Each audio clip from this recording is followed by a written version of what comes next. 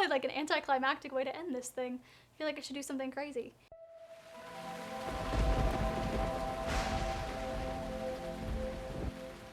Hello, I am Scarlett. I'm a professional writer, not an author yet. I'm working on it, but I do write lots of things for different companies and different industries and for different clientele, so I am very adept at learning tone and how to find your target market for your writing and all of those sorts of things. So I know editing, I know writing, and that's why we're all here.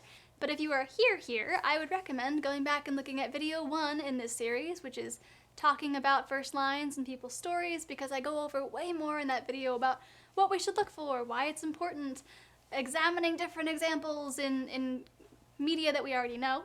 But I will very briefly summarize my points here because I have created something that I'm calling the 5 first line lessons for literary lust, or something like that.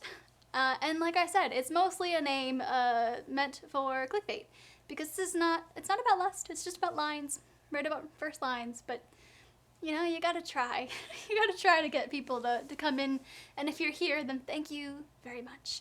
I've had people submit these first lines to me on TikTok, where I am at scarlet_Ansley, and these are people who would like me to look at their first lines and their stories and give advice, criticism, etc., etc., etc. I'm having a time. But if you would like to send me your first lines, then go down in my description box. I have it under first line submission. It's a Google form link. You'll see it down there. And if you have suggestions on other things that I could do to review your work, nothing too extensive or long, because I have lots of jobs, let me know in the descriptions also, or not in the description. I can talk in the comments. Anyway, I'm gonna just be a person now. Let's just get into this. The people who have submitted on the form will know that I've given the option for them to give me their handles on things like TikTok or YouTube, so if I put them on the screen, it was because they were provided for me, and if not, people didn't want to, and that is perfectly okay. Let us look at number 1. That night still haunts him, no matter how much time has passed. The memories always emerge from the deepest, darkest crevices of his mind once he falls asleep.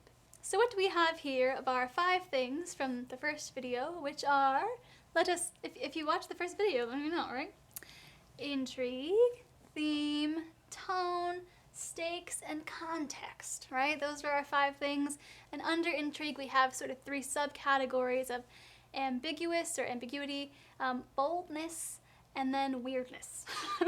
So let's see, what do we have here? I would say we have intrigue towards the ambiguity side, and then tone, right? So we're sort of going towards this mysterious sort of what the heck went on all these years ago kind of thing, and the mysterious dark tone, right? That's sort of what we have, and I like where we're starting. I think that that's a very strong place to start in general for stories, but I think that here we can tighten it up a little bit. And I'm gonna make up details, like I said in the first video, because that's what I do, because I ask people to send me their first lines only. I prefer it that way, to have very little context, because I prefer to create a situation where when people are then reworking their first lines, they're not directly comparing it to mine, because I would rather have points of reference than points of comparison. So let us look at what I have come up with, and then we can kind of talk about it a little bit. So I have, that night still haunts him, even 5 years later. Her screams, his blood, the finality and the silence that followed. It followed and followed and followed, like a ghost haunting his waking mind. In sleep, it was so much worse. So I added a bit of context here. We have the 5 years, so we kind of give a time frame, because in the first example, or in the example we have, no matter how much time has passed. So this way we kind of give a little bit of time, and we can give the audience that, like, wow, it's really still permeating this person's mind after this much time specifically. So it just ties it more to the context of your story. And then just like almost little snippets. So I don't usually encourage people to write like they're writing a movie, because written media is very different from visual media, right? So I've worked in film before. My partner is a big film person. So I've interacted a lot with the film industry and with things like that, and thinking about visual media, and also a lot in written media, and they're just way different forms of art and creation. So there's a lot of overlap, but when you're writing, you want to sort of not necessarily ignore, but there are strengths that you have in writing that you don't have in film, and vice versa. So I'm not saying this as in think about it like a movie, but trying to add things like her screams, his blood, the finality, blah blah blah. It's almost like little snippets, so you can imagine a little bit like a movie where you're just seeing like in a trailer, little tiny clips where you get highlights of the thing that happened without having any information of what it actually is.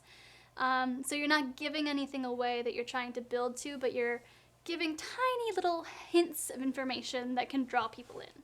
So that's sort of what I went for, and sort of you get the ambiguous and bold in this instance. Not ambiguous. Yeah, I guess a little bit ambiguous. You do, because you're like, what's going on?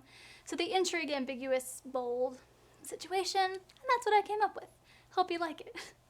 If this was you and you have questions, you can let me know in the comments, or I have other methods of communication down below. So example number 2, the prophecy was not due, surely, for another couple 100 years. Was the council to wait, though? Ha! Perish the thought. So I really dig the character voice here. I think we have a solid lean into tone. Surely does lend itself to that tone. It also kind of breaks up the flow. But if that's intentional, then that's fine. That's what I think we need to establish also in writing, is that there are rules, but they aren't hard and fast rules so long as you understand why you're breaking them, or why things are happening. So because I have no context, I can say things that might sound critical or just things to think about, but if it doesn't apply to you, then you don't need to take the advice. But I would like to give this specifically for the people submitting them to me, but also overall so that other people can use this information and apply it in general to their own writing. So yeah, in general, I think I like it a lot. I just think it can get a little bit clunky at times. But if the tone that you're going for is within that, then that's totally fine. I'll give you what I came up with. It might change your tone a little bit though, so whichever way you prefer it, but this is what I have. The prophecy was not yet due. It wouldn't be, not for hundreds of years. Eva stood in the amphitheater, hoping her drumming heart wouldn't echo in the bleak, yawning space. A balding man stepped through the lonely doorway and cleared his throat.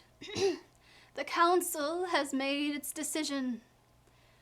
The prophecy was not yet due, but man cares little for prophecy.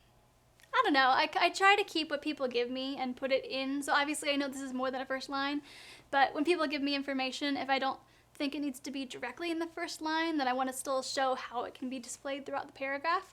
So technically the first line would be the prophecy was not yet due. But I don't know. If this is something that helps and you can kind of expand upon it and give more context to a physical location or whatever, that's just sort of what I have in mind, but you don't have to take my advice. Thank you for submitting. So number 3 is, the crows sang their songs as the people suffered. And I really like this one. I think it's short and simple, but it's like intrigue, ambiguity, and I'm very curious to see how it all plays into each other. I honestly don't really have any significant notes on this one. The comment, because you can leave comments in the form, says, how much wood would a woodchuck chuck if a woodchuck could chuck wood? To which I say, how much chuck would a woodchuck chuck if a woodchuck could chuck chuck? And number 4, my job is to stop the freaks. Again, I really like this one. Maybe my thing is I just like short, punchy first lines, but that doesn't have to be the case. I just think, the tone on this one is very specific. So it might not be what everybody likes, or it might not be the tone everyone would write in, but I think that it does what it's supposed to do, which is, it's intriguing, it's kind of weird, it's got that ambiguity, and I like it a lot. So the last 2, I guess it wasn't as interesting for, critique, but I think we could at least think about them in that context of why they work. So we're well applying one of those 5 things on our list, and I don't know, I just really like it. I know that's probably an anticlimactic way to end this thing. I feel like I should do something crazy.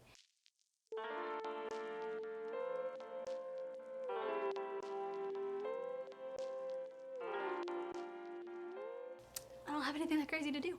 I have a third one of these coming out. I'm gonna record it right after this. So like I said in the last video, if you see this outfit again, and no you don't. I know it's kind of a bold one to wear in every video because it's very clearly the same shirt, but I like this shirt and I'm just gonna wear it for all of my videos. Maybe I'll be like a cartoon character that you just don't know what day it is. That could be something. But I will see y'all in the next one. I have an interesting video coming up right after these where I'm talking about what happened in April because I did not post anything in April, and that was because I partook in Camp Nano and I wrote a whole book kind of by accident.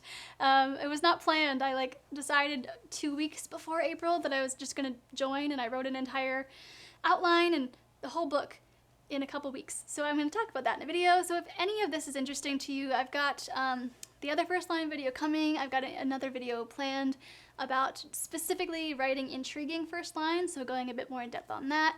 If you have anything to suggest for me to look at of yours, let me know down in the comments. If you have your own first lines, you can put them in the submission in the Google form in my description.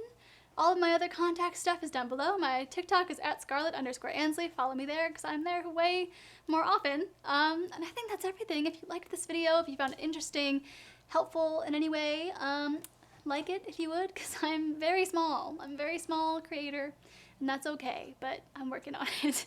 So like, subscribe, do all the bell and the whatevers. And I will see y'all very, very soon. Thank you so much for sticking around, and until next time, sweet dreams.